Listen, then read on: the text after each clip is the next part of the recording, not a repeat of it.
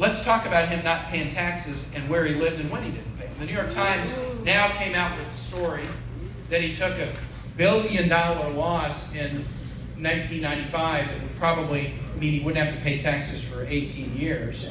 Now, he said that's because he's brilliant and that he's a genius that he lost $1 billion. I guess it takes a lot of genius to lose $1 billion. And I guess this is just the kind of genius that we want running the entire American economy. You got to be kidding me. But he said, okay, you know, the story came out and he didn't deny it. 18 years of not paying taxes. So one of those years was 2001, 9/11.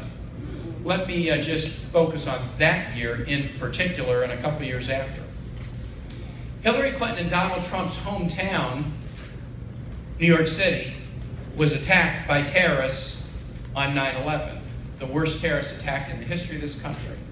In New York City and in Virginia, the Pentagon, and the plane that went down here in Pennsylvania. What happened after that attack? Well, first, thousands of young men and women, they went down to recruiting offices and they signed up to our volunteer military to fight terrorism. That happened.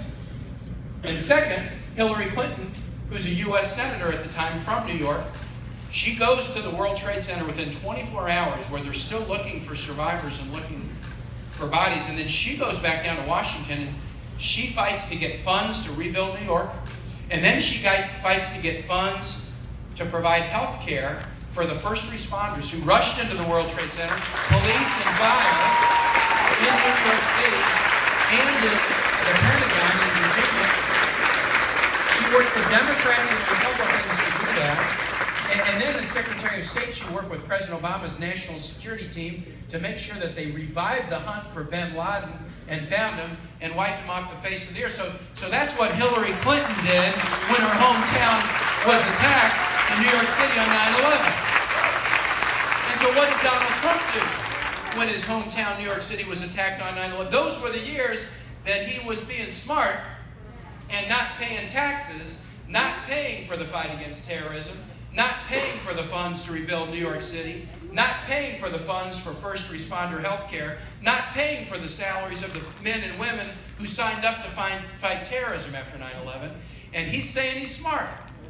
He's saying he's smart. I asked this to Governor Pence last night. I said, hey, I know you had to give your tax returns to Donald Trump to show you were qualified to be vice president. And the answer to that was he did. He didn't dispute it. We knew that was true. It had already been reported. So if you have to reveal your tax returns to show that you are qualified to be vice president, then how in the world can you claim that you do not owe the American public your tax returns if you want to be president? It would be like me coming to you for a summer job.